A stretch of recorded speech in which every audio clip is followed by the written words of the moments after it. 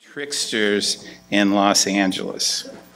So, as you know, we get our titles from these wonderful quotations about Los Angeles.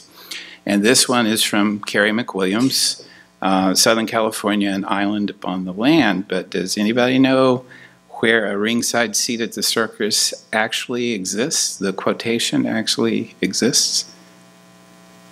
Yeah?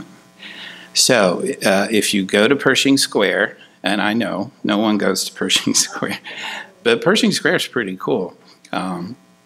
If you go to the south end of Pershing Square, there's a low kind of curving wall. And this quotation is engraved into that wall. Quote, "My feeling about this weirdly inflated village in which I had come to make my home, haunted by memories of a boyhood spent in the beautiful mountain parks, the timberline country of northwestern Colorado, suddenly changed after I had lived in Los Angeles for 7 long years of exile. I've never been able to discover any apparent reason for this swift and startling conversion, but I do associate it with one particular occasion. I had spent an extremely active evening in Hollywood," that's how they talked in 1946, "and had been deposited toward morning by some kind soul in a room at the Biltmore Hotel," which is right, it's adjacent to Pershing Square. "Emerging the next day from the hotel into the painfully bright sunlight, I started the rocky pilgrimage through Pershing Square to my office at the LA Times in a state of miserable decrepitude." You ever visited that state, Amanda? The state of miserable decrepitude. In front of the hotel, newsboys were shouting the headlines of the hour. Again, this is 1946 or so. An awful trunk murder had just been committed. Aimee Semple McPherson had once again stood the town on its ear by some spectacular caper. A University of Southern California football star had been caught robbing a bank. A love mart had been discovered in the Los Feliz Hills. A love mart. Yes, right around here. A motion picture producer had just wired the Egyptian government a fancy offer for permission to illuminate the pyramids to advertise a forthcoming production. And in the intervals between these revelations, there was news about another prophet, fresh from the desert, who had predicted the doom of the city, a prediction for which I was morbidly grateful. In the center of the park, a little self-conscious of my evening clothes, I stopped to watch a typical Pershing Square advertisement. An aged and frowsy blonde, skirts held high above her knees, cheered by a crowd of grimacing and leering old goats, was singing a gospel hymn as she danced gaily around the fountain. Then it suddenly occurred to me that in all the world there was, nor would there ever be, a place like this city of the angels. Here the American people were erupting like lava from a volcano. Here indeed was the place for me, a ringside seat at the circus. Carrie McWilliams, engraved in Pershing Square. I love that quotation. And I love this series. Thank you for coming out and letting me make shit up and listening to it. So here's what we're doing. I'm only making up some stuff, I guess. What we're trying to do is put on the lenses of mythology and look at our city. Put simply, what does our city look like using the lenses of mythology? What are these lenses? Well, they're creation myths, place myths, hero myths, trickster myths, etc. And I don't know about you, but I'm learning a lot because I really am kind of making this up. I know what myth is and I know what Los Angeles is, and I just put them together when we're together. So this has been a wonderful discovery for me. Thank you for joining me in it.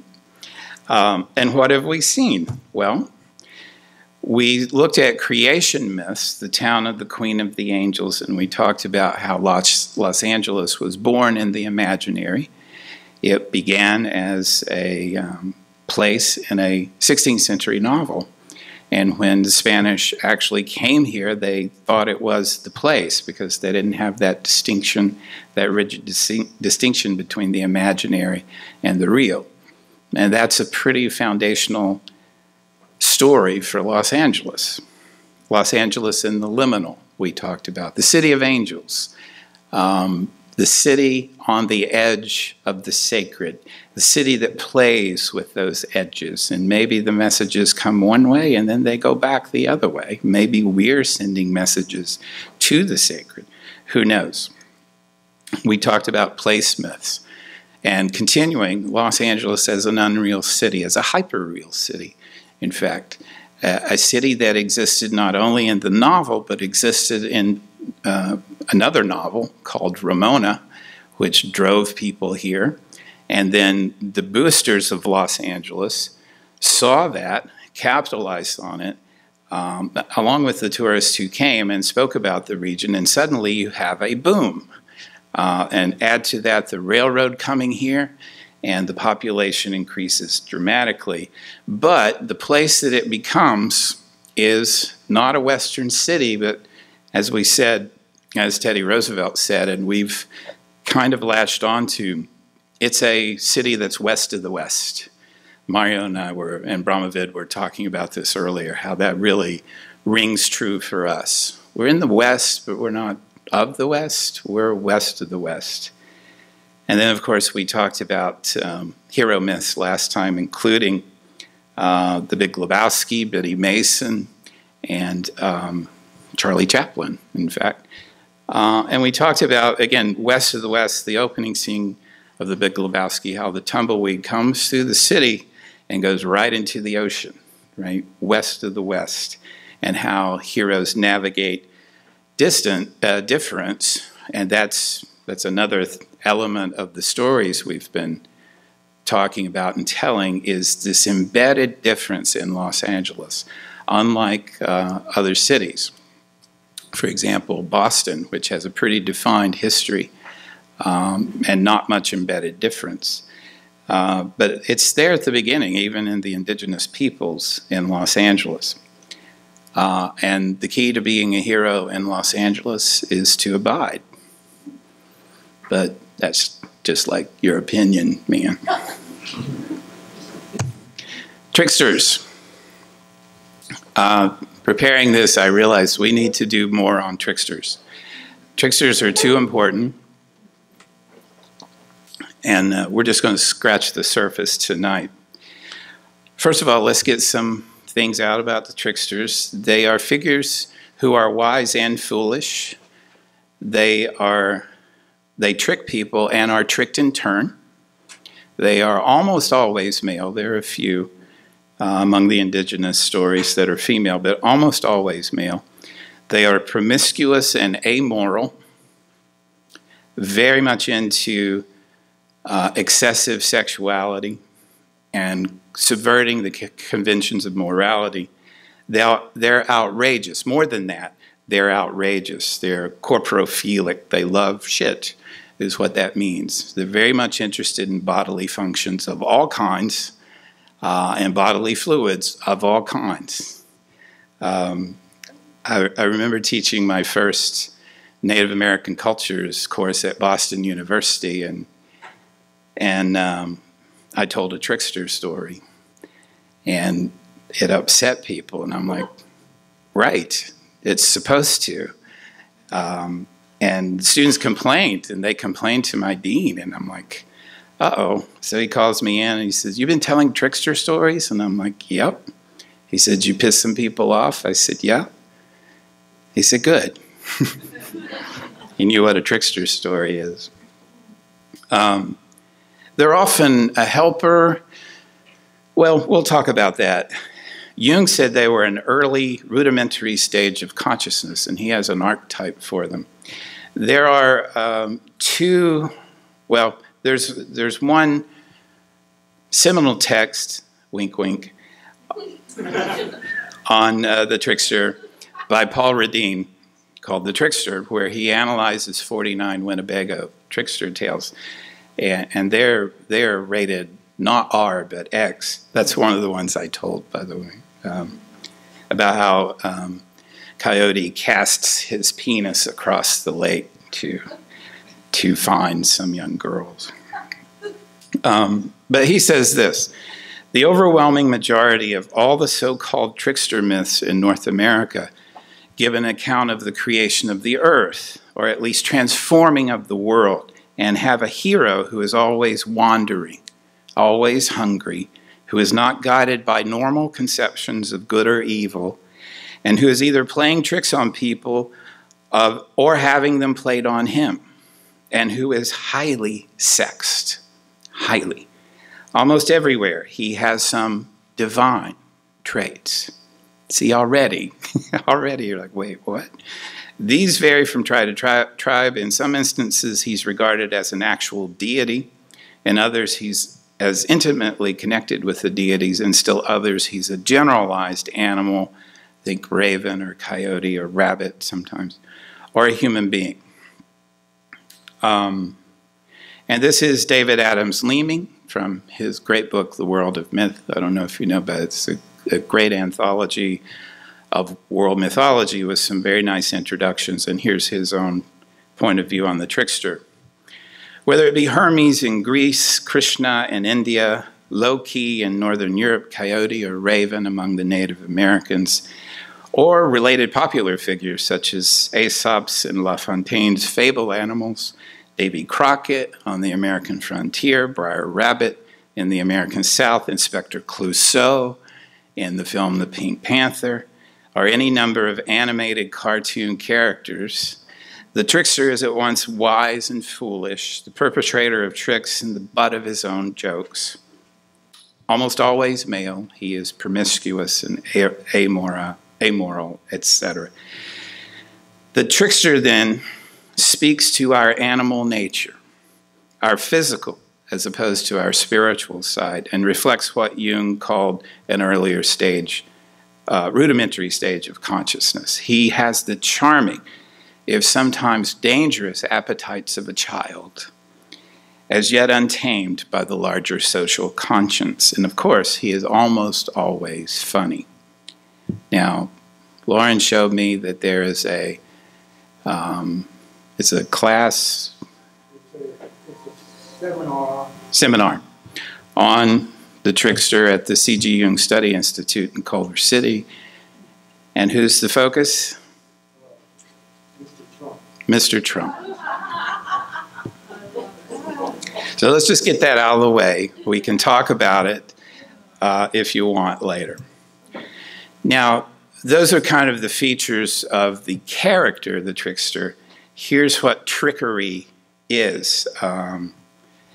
It's about the subversion of mundane, everyday, ordinary meaning. And that's what scares people. That's what makes the trickster dangerous.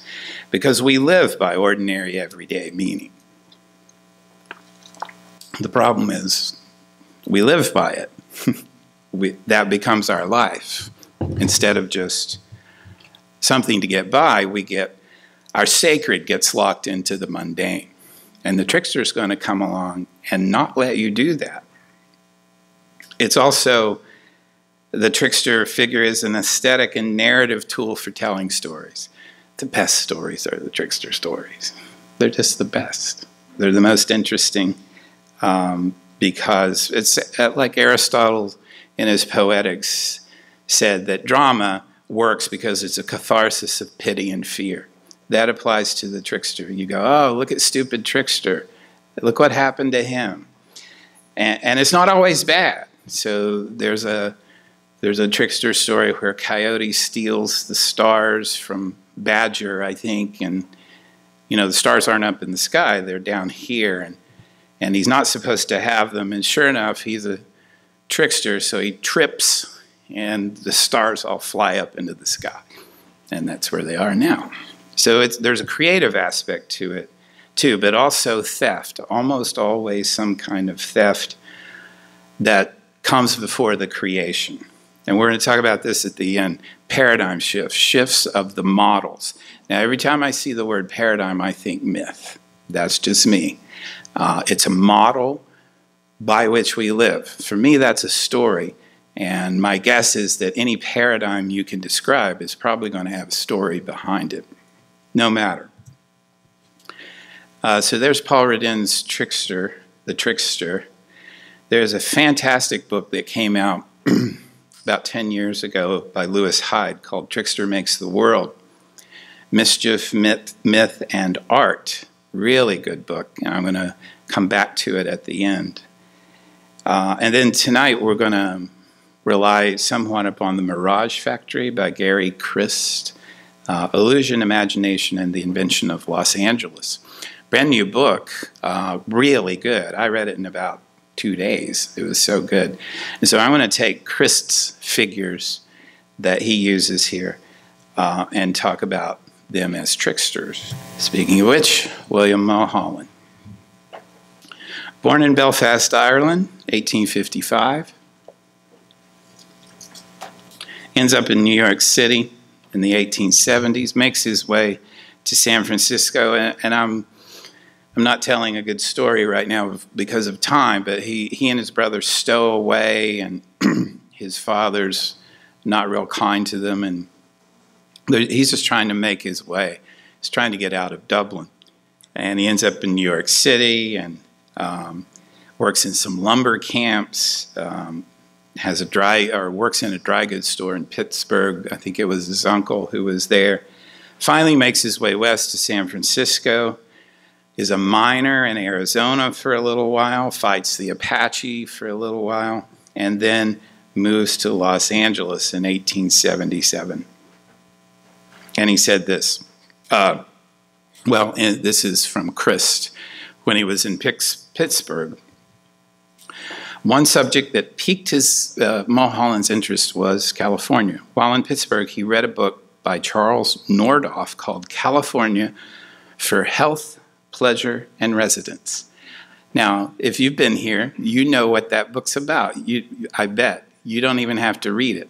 Because we talked about these stories of Los Angeles as a place of healing, about what happens when you move to Los Angeles, that all the Midwestern tourists wrote about when they got here.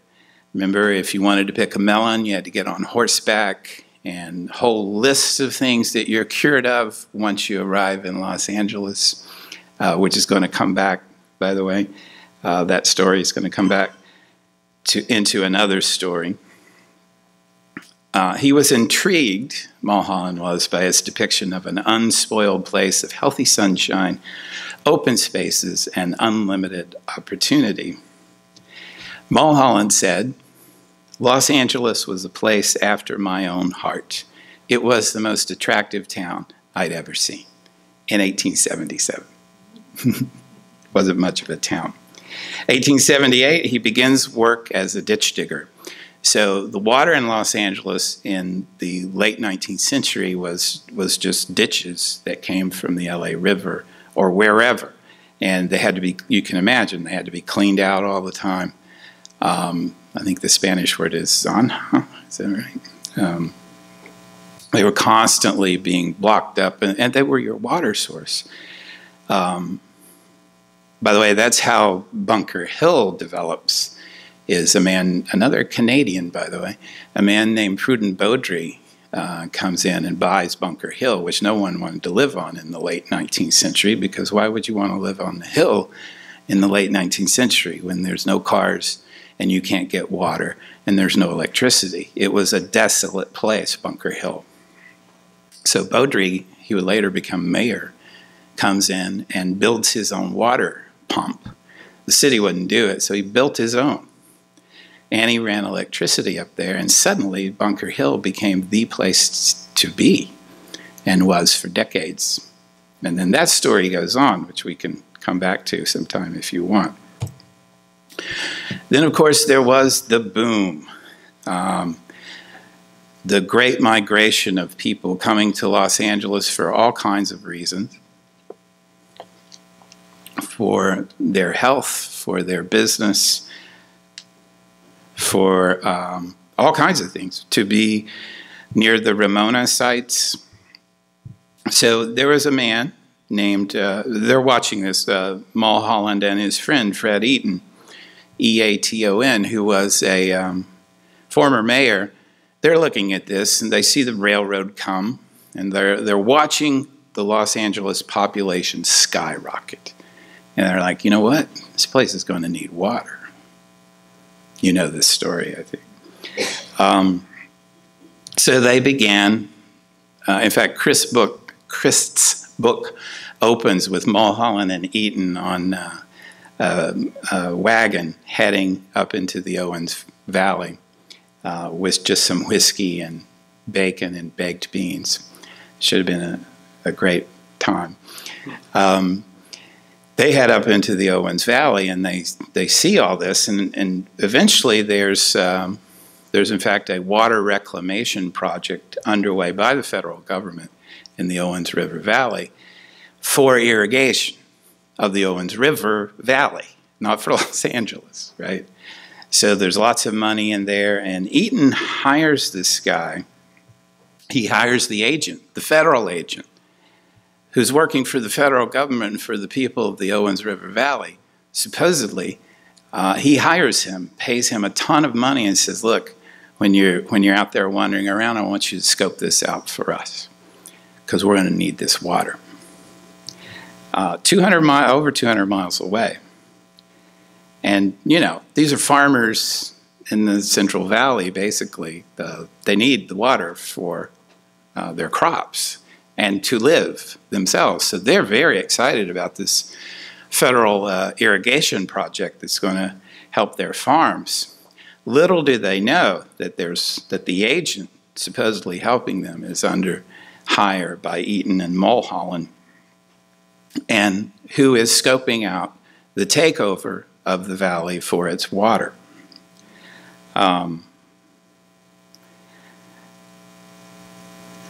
Right. Sorry. By the end of 1905, through a combination of normal land purchases, so the agent would find sources of water in the Owens River Valley, which is up near Mammoth and Bishop, up in there.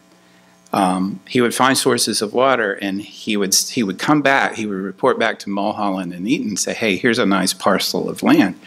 Why don't you buy it?" And they would. And the Owens River Valley people would say, "Okay." You know, they were just grazing there or doing nothing. And if people were resistant, they would simply bribe them and say, "Okay, well, here's more money. We want your land." And they lied. They said it was for grazing and other things. They gave them no sense at all that this water was not going to be theirs. So Mulholland basically and Eaton buy up the rights to the land, therefore the water, and pretty soon the Owens River Valley people see what's happening and begin to resist. Yes. Sorry. Right. So they overcome this resistance, and it increases gradually. The Owens River Valley people really didn't understand the scope of what had been done to them, so it was a gradual dawning of what happened to them. So the resistance grows as they learn more about what's happening. But by 1913, Mulholland has finished the aqueduct. He's bought enough water and land, and he brings the water in 1913 to Los Angeles. Listen to the descriptions. This is from the Los Angeles Times, 1913. And we're going to come back to water, by the way, because water myths are very important to a culture, and we're going to look at water as a symbol here. But the Times says the waters came in a wall reaching from side to side and about 2 feet high. It rolled over the top of the cascade and surged downward. Its front was almost a straight line, a rushing wall of water, with all below it dry and dusty. Soon the entire cascade was a roaring, rushing waterfall, growing larger every minute.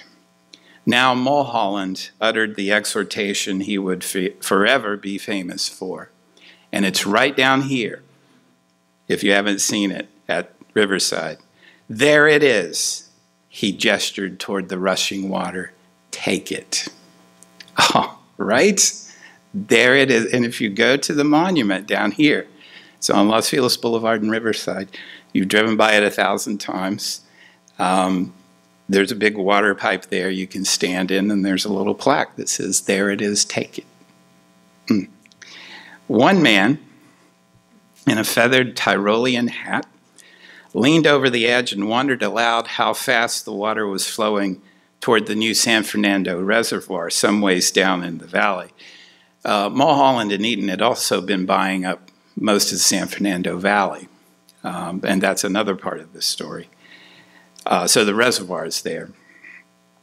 As the man bent over, the hat blew off his head and fell into the rushing water. Mulholland, who was passing by at that moment, leaned in and told the man with a typical engineer's precision, "You'll find the hat at the dam in 7 minutes."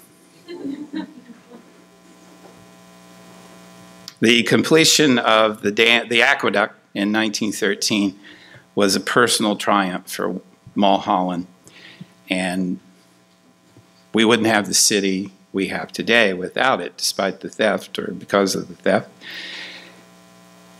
And yet, when you undertake a project this large, this massive, there are always issues, there are always stories. So, for example, you've seen the film Chinatown. The dire predictions about lack of water didn't turn out to be true, but that didn't mean that Mulholland and Eaton and some of his friends, like Otis Chandler, didn't profit from it by buying up the San Fernando Valley, where they stored much of the water. During the 8 years it took to build the aqueduct, the city's population had more than doubled, and yet there was no strain on the water supply. The city had enough water. The San Fernando Valley did not. And so the water continued to come from the Owens River Valley, only now it's going into the San Fernando Valley, which is basically pasture land at this point.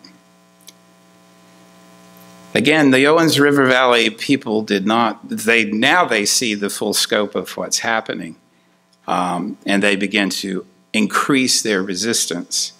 Early on the morning of May 21st, 1924, dynamite destroyed the aqueduct at a critical point. The city sent out private investigators and offered a $10,000 reward, but no one in the Owens River Valley would turn their neighbor in for the reward. And they considered it an act of self-defense.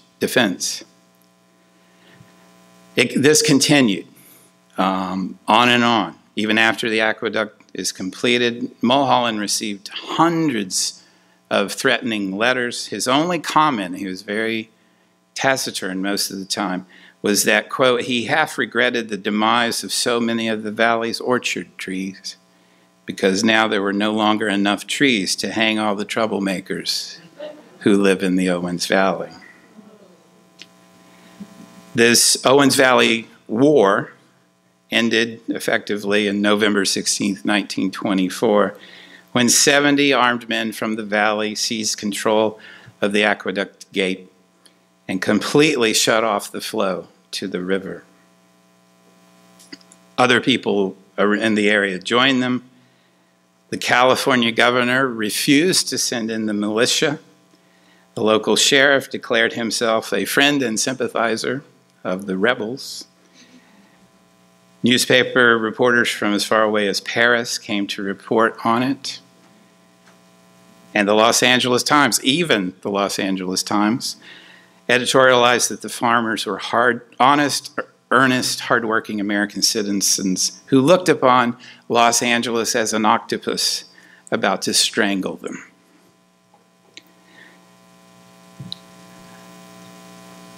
In 1927, 4 masked men blew up a 45-foot section of the aqueduct.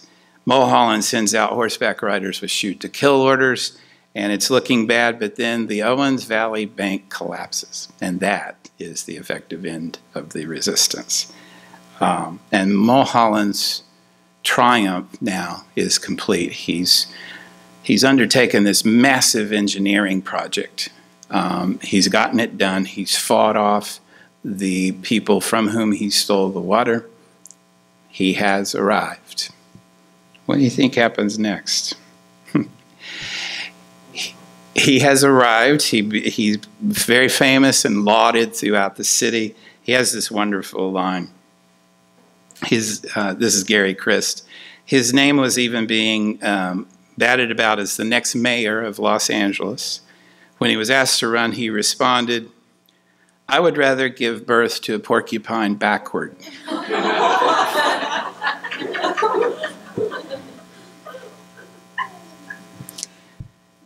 On March 12, 1928, the St. Francis Dam collapsed in Ventura, releasing a 15 billion gallon flood that was one of the greatest civil disasters in American history. The water had a 75-foot high wave and scoured a path to the sea. So it's up in there and it's heading out toward the sea from Ventura, or around Ventura, 2 miles wide and 70 miles long. Think of this, 75-foot high wave, 2 miles wide, 70 miles long, ending in the ocean. It left much of Ventura County under yards of muck. It killed 500 people. It was his dam. It was his, and he had cut corners on it. Or, it's debatable. But basically, it was that old Greek problem of hubris. Weeks later, bodies still were washing up, some in San Diego. A horrified journalist wrote of the flood's aftermath. Thousands of people in automobiles are slushing through the debris looking for the dead. Bodies have been washed into the isolated canyons. I saw one alive, stuck in the mud up to his neck. Alive. Christ writes this: most of the blame was being pinned on one man, William Mulholland, the person entirely responsible for the dam and its location. "Resign now," ran a headline in the LA Record. A handwritten sign on the side of a destroyed ranch house in the Santa Clara Valley was more blunt: "Hang Mulholland." Death threats against the chief became so common that an armed guard had to be placed at his family home in LA. At a meeting of the Board of Water Commissioners on March 18th, a visibly distraught Mulholland offered his resignation as chief engineer, after which, according to one witness, quote, "he slumped into the chair, buried his face in his folded arms, and sobbed like a broken-hearted child." A board of inquiry blamed Mulholland for filling the reservoir too quickly and ignoring the signs that it was leaking dangerously. There were plenty of signs that this was going to be a problem. He ignored them. Shortly thereafter, he was forced to resign in disgrace. He died in 1935, and a friend of his said it was the damned dam that killed him. Tricksters, tricking themselves, teaching us lessons along the way. D.W. Griffith. Wow, what a story. 1875, Kentucky, on a farm. His father, Jacob, was a doctor, a soldier, a prospector for gold, and a state legislator, because you could do all that stuff in the 19th century all at once. Lost their fortune during the Civil War. This is important. And the father, Jacob, did nothing after that. He just kind of sat down and stopped living. But he fed his son with stories of exotic, dangerous adventures, and leaving the education of David, Wark Griffith, to his daughter, Maddie. When he was a teenager, they moved to Louisville, Kentucky, and David became an avid reader. He loved Robert Browning, Leo Tolstoy, Charles Dickens, and he enjoyed Civil War histories. You already know why this is important, right? He began writing plays, took singing lessons, tried acting, was an usher, a stagehand, an extra. In fact, he was an extra in 1896 in 2 plays starring the great actress Sarah Bernhardt. Got into his blood, becomes an actor, moves to New York, and eventually makes his way to Biograph, one of the first American film studios, and was hired as an actor, but began saying, hey, why don't you do it this way? And thus becomes a director. In fact, his first film, The Adventures of Dolly, debuted in New York's Union Square in 1908. According to his wife, Linda, there was not a snore in the hall during the 9-minute film. Biograph took this as a great success. In comparison to other films of the era, Dolly was technically advanced. It was well crafted, had rounded characters and action scenes, actually. It sold 25 prints. Griffith would eventually direct over 60 films in the next 6 months, earning $50 a week. Stephen, I always think of you when I read this part. This is from Chris. Shortly before the start of filming, Griffith wisely consulted with the most experienced movie man he knew, Billy Bitzer. Anybody ever heard of Billy Bitzer? No, because you've heard of D.W. Griffith. He was the principal cameraman. And they worked together, but it was Bitzer who really understood how to make movies. He was the cameraman. And remember, there's just the cameraman and the director at the beginning. I love this description of Bitzer. A rather pudgy, cigar-chewing problem solver. He grabbed a nearby laundry cardboard and wrote down all the parts of a story that you have to have in a film. Heart, and he put down these categories: heart, interest, drama, danger, comedy, rescue. That's it. Heart, interest, drama, danger, comedy, rescue. It proved to be, and still does prove to be, a very good formula. He eventually meets Mary Pickford, brings her on to his projects, and starts innovating the fledgling industry with his technique. He took risks that were essential to a new medium like this. Instead of just, and you know, this is the key to creativity and innovation, is you don't just copy, you push the form, right? Like a trickster, you push the convention, right? He was the first to consciously use many techniques of contemporary film. Subtitles, night photography. What? Night photography. The still shot, camera pans, fade-outs, and close-ups. He also had an endless supply of ideas about how to shoot scenes, how to direct actors, and how to edit. 1919, he joins forces with Mary Pickford, Charlie Chaplin, and Douglas Fairbanks to found United Artists. All right. But that's not his trickery. This is his trickery, right? First of all, to understand Griffith, remember 1875 he was born in the South. You must understand the cult of the lost cause.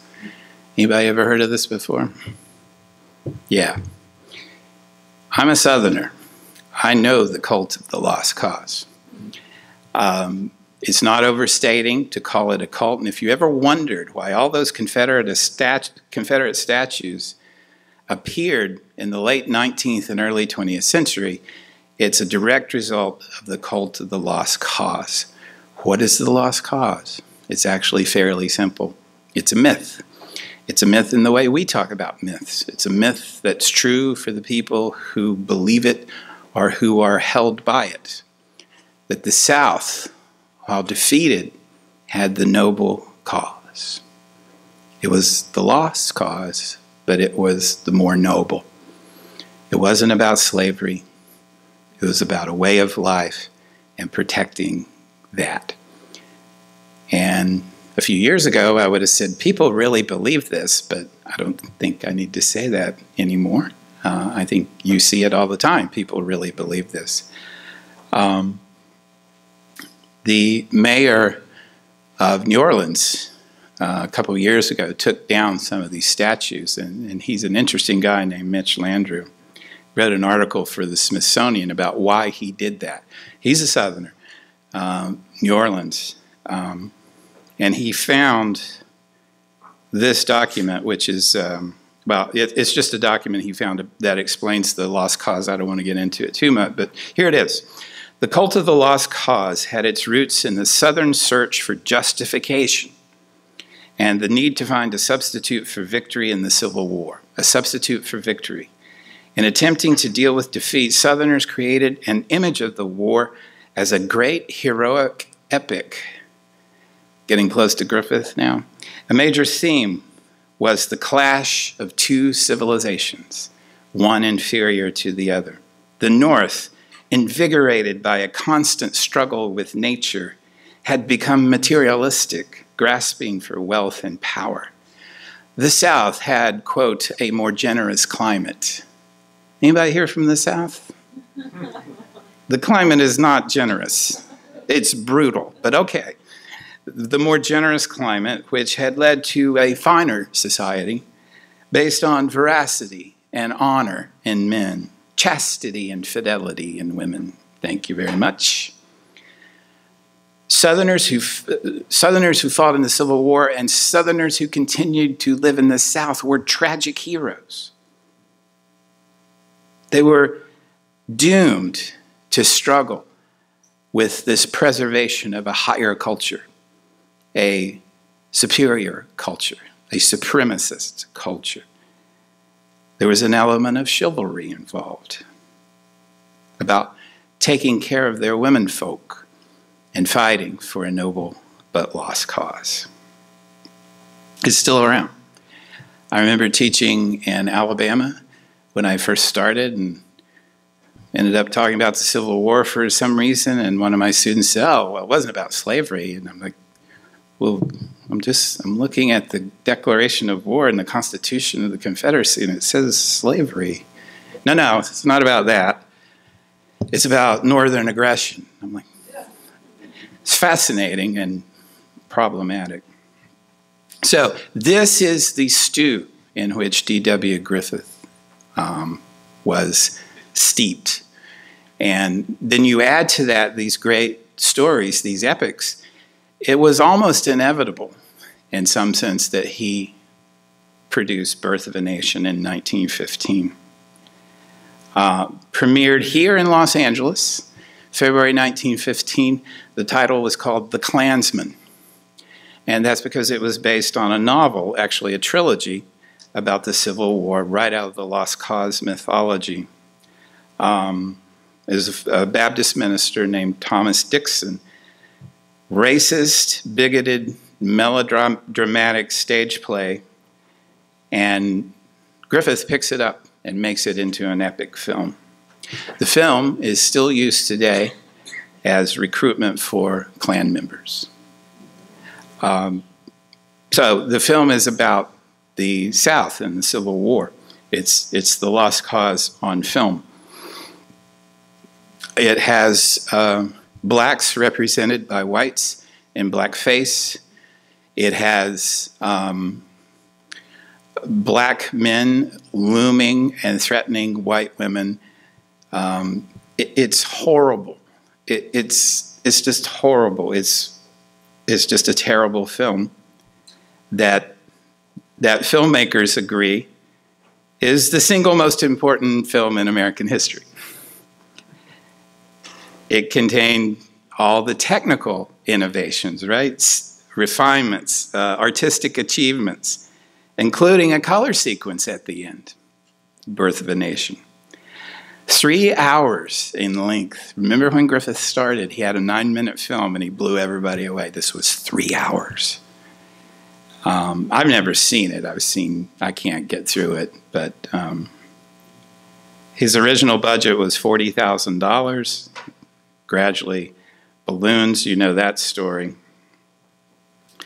The NAACP pickets the film for its racist and vicious portrayal of blacks. Lots of people oppose it, but the large majority of the American public love it. This reminds me of Bamboozled, Spike Lee's film. Do you know that? We can get into that later. Woodrow Wilson said, "It's like writing history with lightning." And you're like, oh, maybe he's talking about the technical aspects. No. Continuing the quote, "My only regret is that it is all terribly true." All right, well, we could go into this for hours, but lots of technical innovation, overwhelming spectacle, right, is what this is, which moviegoers never seen. They're blown away, right? And the content, they're like, oh yeah, whatever. Whatever. There are these reactions. There is this resistance. And Griffith is dumbfounded. He is genuinely dumbfounded by the reaction to Birth of a Nation. Because these are the stories he was weaned on. The South is more noble than the North. The blacks are happy in slavery. He believed that. And yet, he's one of the greatest filmmakers who's ever lived. So, I love this. In 1916, he comes up with Intolerance. He's so shaken to the core by the negative reaction, even though a lot of it was positive, most of it was positive. He's so shaken by the negative reaction to Birth of a Nation that he creates another epic film called Intolerance. Because, you know, he was the victim of intolerance. He knew it well. And I won't go into this, but it's basically an answer to his critics. And it goes, there's like 4 threads: the modern story, the Judean story, the French story, and Babylon. And what taught the through line through all these epics is, who is it? It's the famous actress Lillian Gish. Lillian Gish, a recurring cameo shot of Lillian Gish as the eternal mother. She endlessly and eternally rocks a cradle. And this kills me. Accompanied by the title from Walt Whitman's poem, Leaves of Grass, out of the cradle, endlessly rocking. Her iconic image, rocking the cradle of humanity, serves as a symbol of continuity for the entire history of the human race and a representation of the cycle of life and death. Griffith gradually became more and more obscure and was eventually forgotten and died unrecognized and alone. All right, I got to keep moving because it's Sister Aimee. Oh my God, Sister Aimee's here. Aimee Elizabeth Kinney, 1890. Her first husband, she was born into a religious household, but she didn't like the religion of her household. She called it a tambourine-thumping Salvation Army religion, which was her mother's. So she begins to rebel by reading novels and attending movies. See how this all begins to merge. She gets involved in Scopes trial in 1925 in Tennessee, which was where John T. Scopes was charged under a new Tennessee law for teaching evolution in the schools. Clarence Darrow comes in for the defense. William Jennings Bryan comes in for the prosecution. Great film called Inherit the Wind is about this moment. But this is about Sister Aimee. She marries Howard Stewart McPherson in 1912, gives birth to a son, and they try to settle in Providence, Rhode Island. But Aimee is a wanderer, like a trickster. She's not happy with convention. She gets, in Providence, Rhode Island, she gets a call to preach the gospel. I don't know if you all know about this, but that's a thing, a call to preach the gospel. Where I grew up, in my Baptist heritage, that's all you needed. You didn't need an education. You just needed a call. And I've heard many an illiterate preacher who had the call but didn't have an education. She runs out on Mr. McPherson. In 1915, she leaves her husband, taking the children, in a Packard touring car. Painted on the side is, "Jesus is coming soon, get ready." She preaches all along the way, tent revivals and churches. She would whip up the crowds by speaking in tongues. Anybody ever seen that? It's fascinating. It's called glossolalia. Did I put glossolalia in? No. Oh, yeah. Sharon Lineker checks my slides for content. She's like, well, you've got 2 words in here I've never heard. Corporophilia and glossolalia. I'm like, you don't want to know. Yeah, glossolalia, speaking in tongues. I've been around it a lot. It's absolutely fascinating. It goes back to the book of Acts, in fact. All right, so she lands in Los Angeles. By the way, this is the time Manly Hall is in Los Angeles and starting to flourish as well. Secret Teachings comes out about this time. Secret Teachings of All Ages. Our founder, Manly Hall. Well, just down the street, she's creating the Angelus Temple in Echo Park. In 1926, and this is something about tricksters too, is they use the technology. And so Aimee starts a radio program. And this is from Gary Christ, again, a quote. "For a charismatic evangelist like Sister McPherson, Los Angeles in the late 1910s offered particularly fertile ground.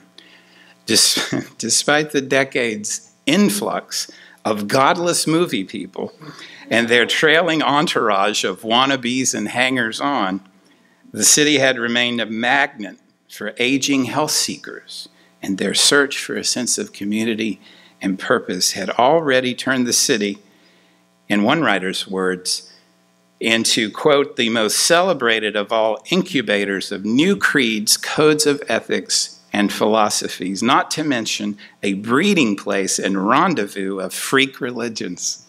That's our topic next week. "The lost souls for whom Theosophy at Loma, I'll talk about it next time, was too outre, and social utopianism too woolly-headed, and political were a natural audience for Sister Aimee, Sister McPherson. She knew this better than anyone.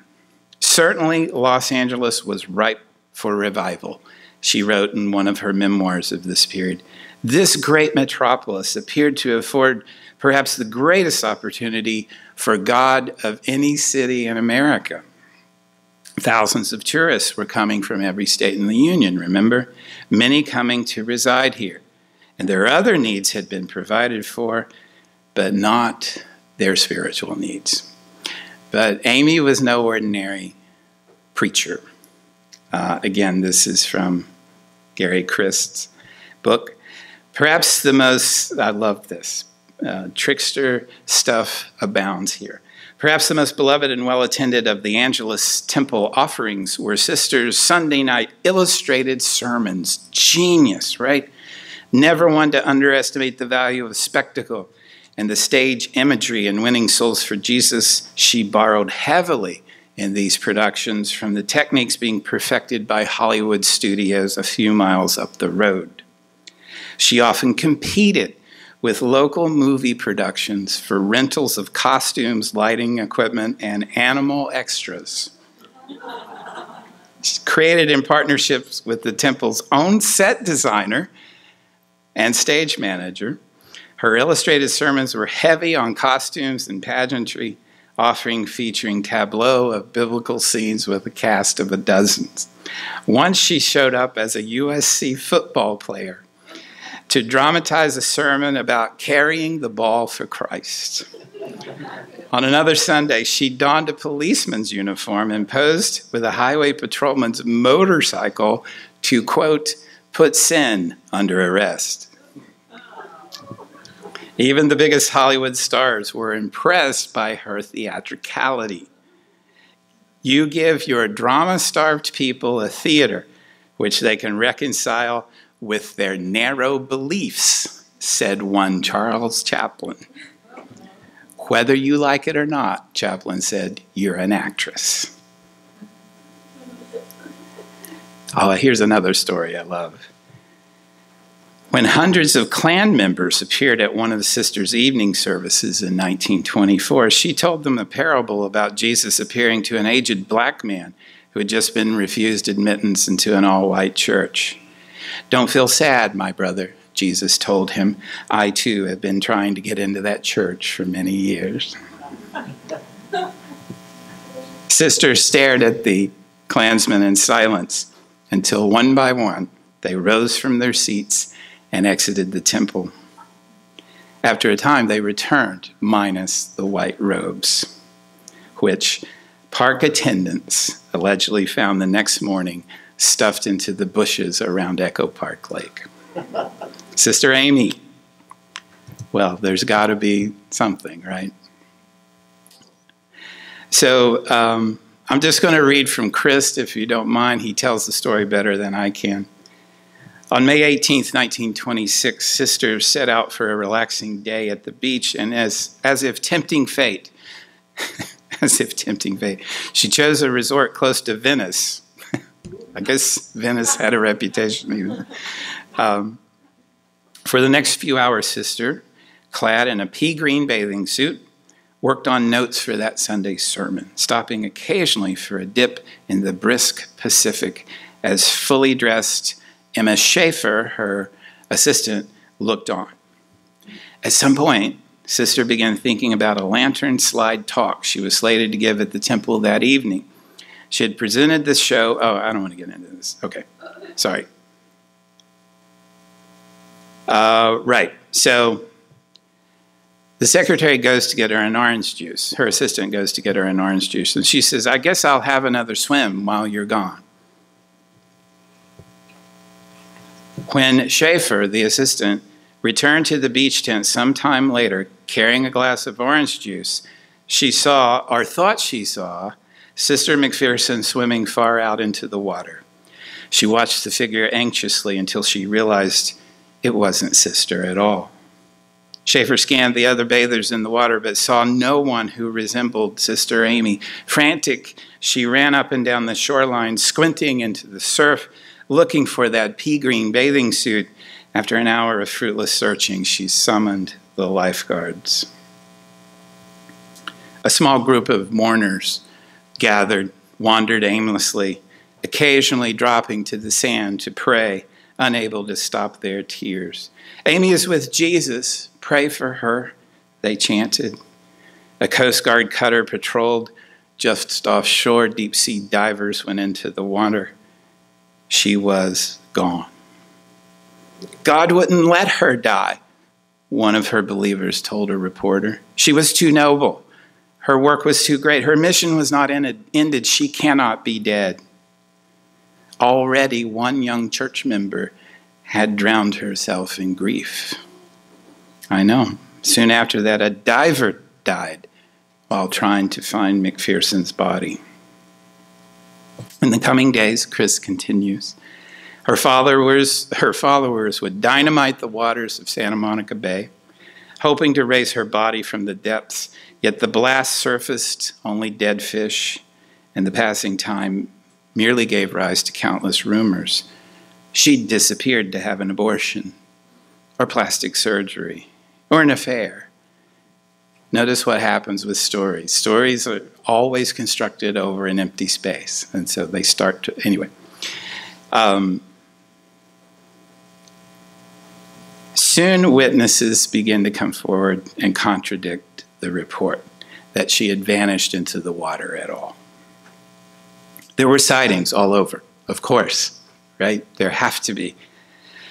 "I know her well by sight," said one detective from San Francisco, "and I know that I'm not mistaken. I saw her here."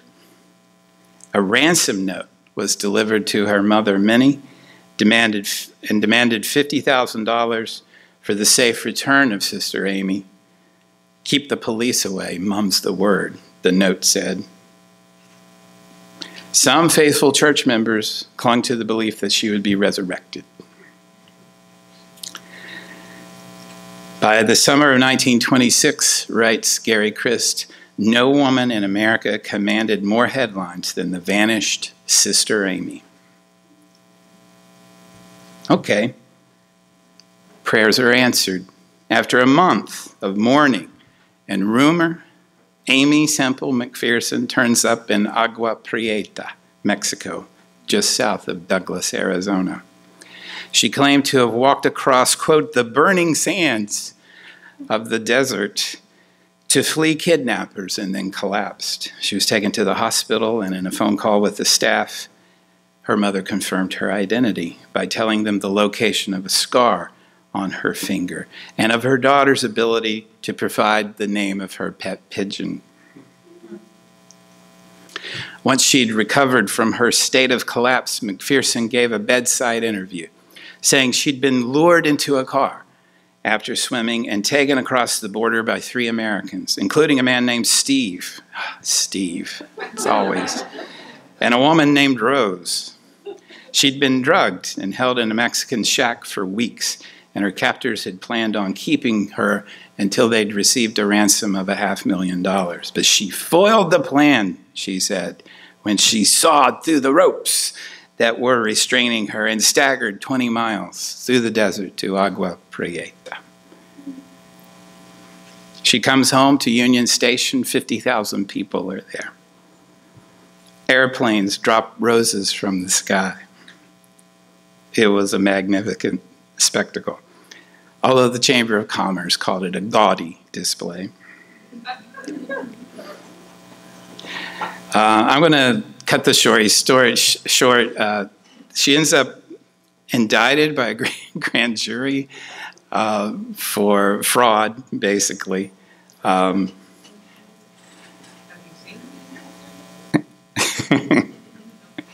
But what does she do? She creates a drama called The Story of My Life, right? It's a revival tour. This would not be one of her usual revival tours. It would be a traveling one-woman show called The Story of My Life, a theatrical extravaganza, climaxing in an account of her kidnapping and prayers for the defeat of the enemies of the old-time religion. Her message, the so-called case, had passed into the annals of yesterday, the legal case, but the glorious revival goes on. Amen, Aimee. All right. To end up here, I'm sorry I'm a little long. I want to read to you from Lewis Hyde's book and ask you to think about these concepts of the trickster in relation to the stories you've just heard. Boundary crosser. Quote, trickster is a boundary crosser. Every group has its edge, its sense of in and out, and the trickster is always there at the edge, at the gates of the city and at the gates of life, making sure there is commerce. He attends the internal boundaries by which groups articulate their social life, all right, where there's someone's sense of honorable behavior has left him unable to act, the trickster will appear to suggest an amoral action, something kind of right, but mostly wrong, that will get life going again. Hunger. This is a really interesting thesis of Hyde's book, is that there's an evolutionary sense to the trickster, that it begins in nature as hunger and the need to trap food, right? So to trap food, you must become like the prey. And be careful not to trap or trick yourself. And so it begins in hunger and it ends in art, he says. Trickster starts out hungry, but before long he is a master of a kind of creative deception that, according to a long tradition, is a prerequisite of art. The mythology of trickster figures is, by one reading, the story of intelligence arising from appetite. Interesting. Shameless, right? We've got that one checked off. Hyde says, they're all the same, these tricksters. They have no shame and they have no silence. Hermes should bite his tongue when he's hauled before the assembly of gods, but he doesn't. Loki once had lips sewn shut by an irritated dwarf, but he ripped the thongs out and went right on talking. Joints. This is a really interesting concept that I don't want to spend too much time on. But just think about the interstices of things, the connections between things. That's what Hyde's talking about. He says the trickster lives at the connections between things. And we can get into that if you want. Basically, he calls them joint workers. Tricksters are joint workers. They're not much involved with making the firm and well-set joints that lead to classical harmony. What they like is the flexible or movable joint. If a joint comes apart or if it moves from one place to another or just loosens up where it began to stiffen, some trickster has been involved. In the net, I already said that. You've got to be careful as a trickster that you don't get caught in your own net. Think Wile E. Coyote, right? And then this is his conclusion, is that the trickster is no way at all. And I'll conclude with this. Thank you for your patience. This is Lewis Hyde, quote, better to operate with detachment, then better to have a way forward, but infuse it with a little humor. Best to have no way at all, but to have instead the wit constantly to make one's way anew from the materials at hand. Thank you for your attention.